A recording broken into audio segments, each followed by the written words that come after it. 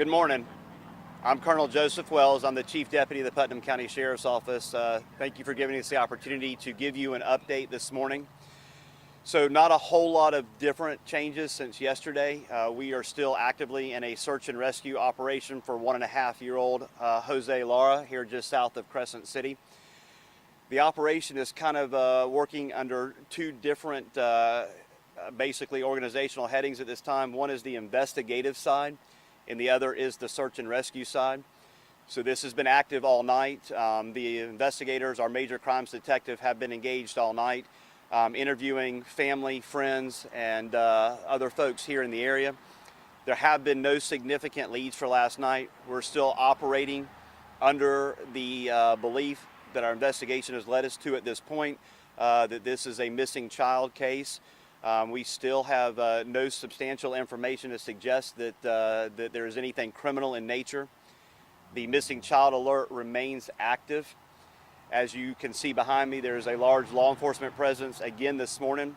Our third bloodhound team is on the ground right now working. This will be 3 independent bloodhounds to see if those handlers and those hounds are able to determine anything different.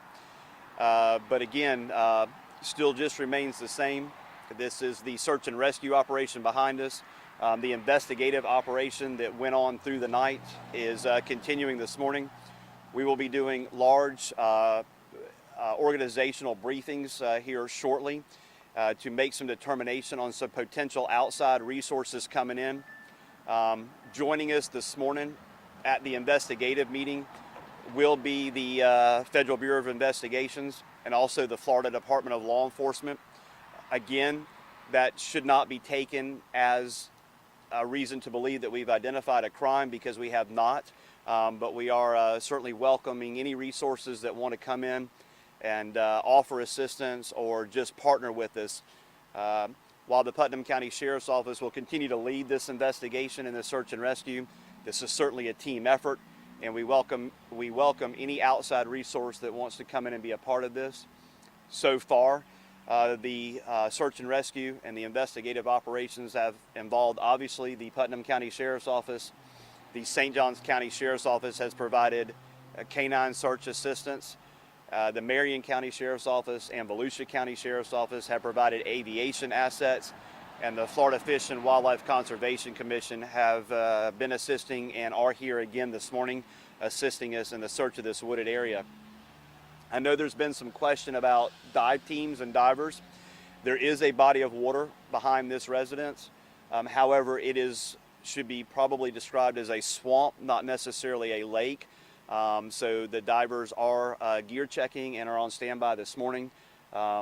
It's probably not going to be a dive operation like you would normally see. It'll be more of probably divers wading through the water if it gets to that point, because it's just very swampy, not an open body of water, and the body of water is not conducive for boats or other watercraft. So that's going to kind of depend on where this search goes this morning, where this third canine team leads us, and what the grid searchers in the field see as they're out and about.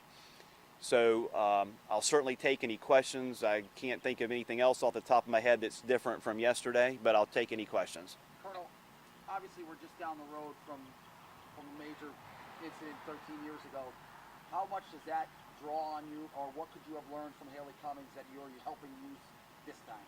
Yeah, it's a good question. So absolutely, I remember the early morning hours of the Haley Cummings case like it was yesterday. That is certainly still an active case with us and in the hearts and minds of all of us at the Sheriff's Office that were here back when Haley went missing.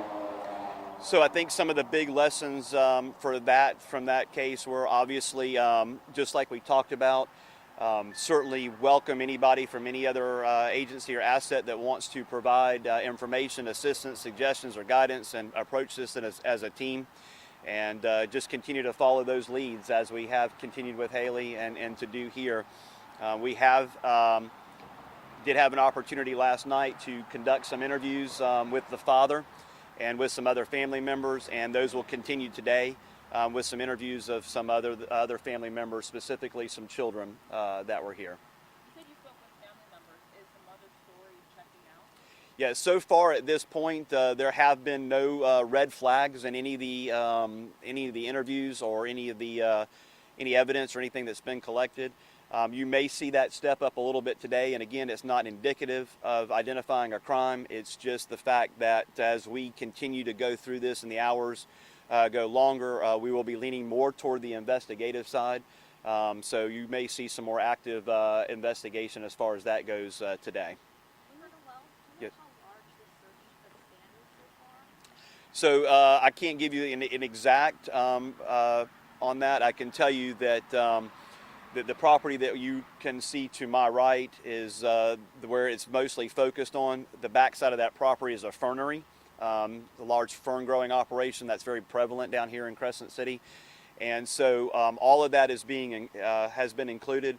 So you're probably looking at an area at this point that we have been working on, probably about 2 square miles or so behind the residence is where we've been at this time.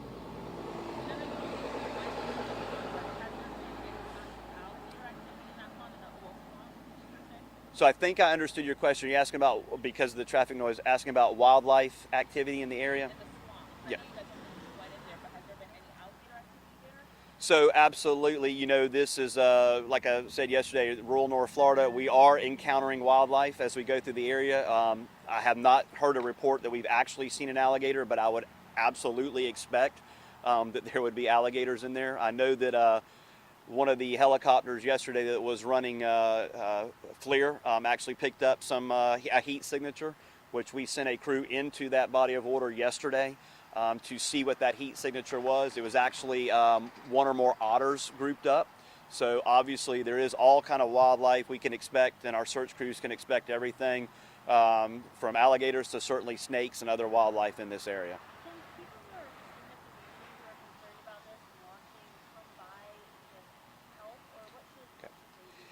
That is a great question. What we're asking from the community this time is to stay in tune to the media, our social media pages, listen out for any information they may hear, keep their eyes out as they're through the community. At this time, we are not using volunteers in this area. Part of that is because the canines are working, the aviation assets are working, and the more people that are back there that aren't identified as law enforcement diverts the investigation away, and we have to go identify who's back there and what they're up to. Also, there is a significant wildlife concern. So the biggest thing they can do is keep their eyes and ears peeled in this area for this child or anybody that may have any information, and certainly if they see something, say something, or reach out to us right away. What about like supplies or donations at times like this? I know people want to give you guys things. Absolutely. If that's the case and people want to do that, it's already started this morning. The local Winn-Dixie store, we certainly appreciate them, has made a water delivery this morning. They can come by to this location we're at. Behind me very soon, you're going to see the very large mobile command center set up. And they certainly, if there's anything along those lines, we appreciate it. And that may be a way that the community can do their part with this. Not a problem. And how many sex offenders live in the area, and have they been interviewed as well? That is one of the top priorities on any missing child case. That was done yesterday. 2 detectives were assigned specifically to locate or make contact with our sex offenders in the area. There is 4 in the immediate area, which they checked on yesterday. All of those sex offenders were verified at their residence, and we were able to track their movements throughout yesterday. So that will continue throughout the investigation as we go. We may move out further into sex offenders that are a little further away, and we'll continue to stay in contact with them. We have a part of our Major Crimes Bureau that is their sole duty, is to monitor our sex offenders in Putnam County, and they are engaged in this investigation and will continue to be. As far as the child playing outside, were they up in front here by 17? Were they kind of back behind the houses, back towards the woods?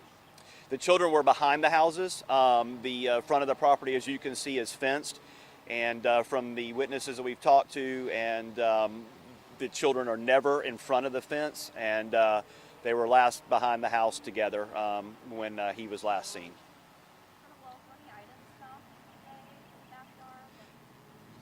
So the immediate backyard, it looks like the yard where they have children. There's lots of toys and things out there, just like you would expect. During the very initial search yesterday, we did locate a toy truck that was probably 20 yards out of the immediate yard. That was identified as a truck that Jose plays with and had played with yesterday. But beyond that, any further out into the woods, there hasn't been anything located clothing-wise or toys. Besides the fact, obviously, just we don't know where he is yet. Temperatures last night wasn't horrible, but still a little chilly. How much concern do you have that, especially in the overnights? Well, you know, at the age of 1.5 that he is, certainly the fact that we are at this point and going on 18 to 20 hours approximately at this time, that certainly becomes a concern.